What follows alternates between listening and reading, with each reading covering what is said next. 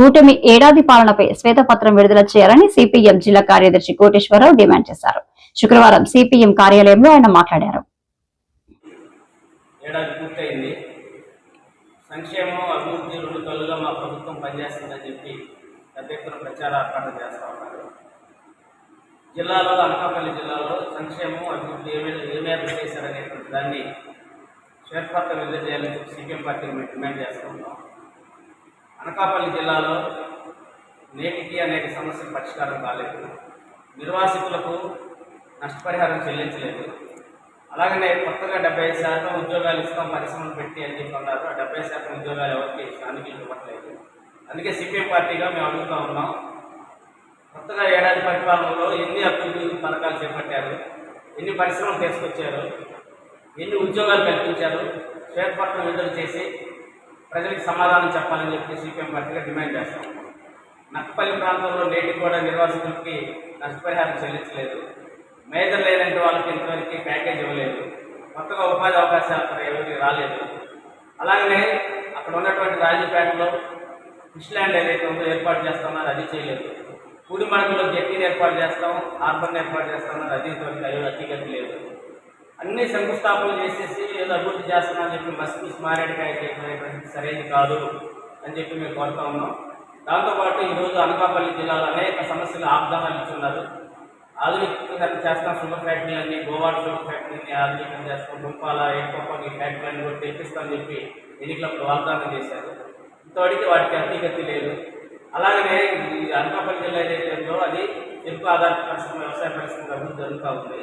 ఆ వ్యవసాయ రంగాన్ని చెరుకుని అభివృద్ధి చేయకపోక నాశనం చేసినటువంటి పరిస్థితి ఈరోజు ఉంది. అందుకే మేము సీఎం రమేష్ గారు ఒకటి అడుగుతా ఉన్నాం, మీరు ఎంపీ అయిన తర్వాత ఈ అనకాపల్లి జిల్లాలో ఏం అభివృద్ధి కార్యక్రమాలు చేశారు, ఎన్ని నిధులు తీసుకొచ్చారు కేంద్రం నుంచి అనేటువంటిది మీరు చెప్పాలి, ప్రజలకు సమాధానం చెప్పాలి అని చెప్పి మేము కోరుతాము. అలాగే అనకాపల్లి టౌన్లో డంపింగ్ యార్డ్ 40 కోట్లలో ఉంది, దాన్ని మారుస్తామని చెప్పారు, దాన్ని మార్చలేదు. అనకాపల్లి నుంచి నర్సీపట్నం మాడుగుల రోడ్డు చాలా అధ్వానంగా ఉంది. ప్రజలు అస్తరు ఆ ప్రయాణం చేయాలంటేనే చాలా ఇబ్బందులు అవుతున్న పరిస్థితి ఉంది. ఆ అనకాపల్లి రోడ్డుని ఏర్పాటు చేసి తక్షణం కొత్త రోడ్డు అనేటువంటిది వేయాలి. పూర్తి స్థాయిలో కూడా రోడ్డుని నిర్మించాలని చెప్పి మేము సిపిఎం పార్టీ కోరుతాం. అలాగే నర్సీపట్నం ప్రాంతంలో నాన్ షెడ్యూల్ గిరిజన గ్రామాలు, దేవరపల్లి ప్రాంతంలో ఉన్నాయి. అధికారంలోకి వచ్చిన వెంటనే నాన్ షెడ్యూల్ గ్రామాలను టెక్నాలజీ ఏరియాలో చేపిస్తాం, కొత్తగా ఐటీడీఐని ఏర్పాటు చేస్తాం నర్సీపట్నం ప్రాంతంలో చెప్పి హామీ ఇచ్చారు. ఇంతవరకు అసలు నాన్ షెడ్యూల్ గ్రామాల్లో వదిలేశారు గాలి. మేము సిపిఎం పార్టీగా వెంటనే నర్సీపట్నం ఐటీడీఐ కేంద్రం ఏర్పాటు చేసి ఒక ఐఏఎస్ అధికారులు ఏర్పాటు చేయాలని చెప్పి మేము ప్రభుత్వాన్ని డిమాండ్ చేస్తా ఉన్నాం. అలాగే మెడికల్ కాలేజ్ ఏదైతే అధికారులు పట్టుకొచ్చిన పూర్తి చేస్తా ఉన్నారు, మెడికల్ కాలేజ్ నిర్మాణం కూడా ఆగిపోయింది, అందుబాటులో తీసుకురావాలి. మెడికల్ కాలేజ్ నిర్మాణాన్ని చేపట్టాలి. మెడికల్ కాలేజీకి వైద్య సదుపాయాలు వెంటనే ప్రారంభించాలని చెప్పి కూడా మేము సిపిఎం పార్టీని డిమాండ్ చేస్తా ఉన్నాం. అలాగనే ఎన్టీఆర్ ఆసుపత్రి ఉన్న జిల్లా స్థాయి ఆసుపత్రిగా లేదు, అక్కడ బందర్ ద్వారం లేదు. తరచూ అనకాపల్లి ప్రాంతంలో, పారిశ్రామిక ప్రాంతంలో ప్రమాదాలు జరుగుతూ ఉన్నాయి. గాలిలోకి కార్మికుల ప్రాణాలు కలిసిపోతూ ఉన్నాయి. అక్కడి నుంచి అనకాపల్లి తెచ్చేలోపే ప్రాణాలు ఎగిరిపోతున్న పరిస్థితి ఉంది. అందుకని ఫార్మసీ ప్రాంతంలో, అక్షతాపురం ప్రాంతంలో ఏ ఆసుపత్రి కడతా ఉన్నారో అది అతిగతి లేదు. దాన్ని తక్షణం పూర్తి చేయాలని చెప్పి మేము కోరుతా ఉన్నాం. అలాగే కాలుష్యం అనకాపల్లి జిల్లాలో పారిశ్రామికంగా అభివృద్ధి జరిగిన తర్వాత కాలుష్యం పెరిగిపోతూ ఉంది. కాలుష్య నివారణ చర్యలు తీసుకోవట్లేదు. ఇంతకుముందు గతంలో కాలుష్య గ్రామాల్లో ఉన్నటువంటి తాడిని తరలిస్తూ ఉన్నారు, మల్లు స్వయంవరం గ్రామాన్ని తరలిస్తూ ఉన్నారు.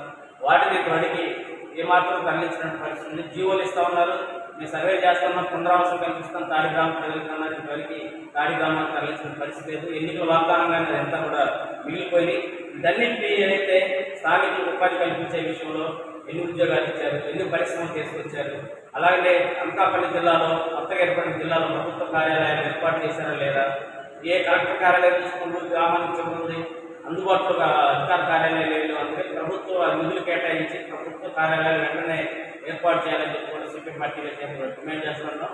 ఈ ఏడాది కాలంలో మీరు అభివృద్ధి ఏం చేశారు, సంక్షేమం ఏం చేశారంటే స్పష్టంగా ప్రజలకు సమాధానం చెప్పకపోతే, ఈ సమస్యలన్నింటి మీద వాగ్దానాలు అమలు చేయకపోతే మాత్రం సిపిఎం పార్టీగా రాబోయే కాలంలో పెద్ద ఎత్తున ప్రజలను సమీకరించి ఉద్యమం చేస్తామని చెప్పి హెచ్చరిస్తాం.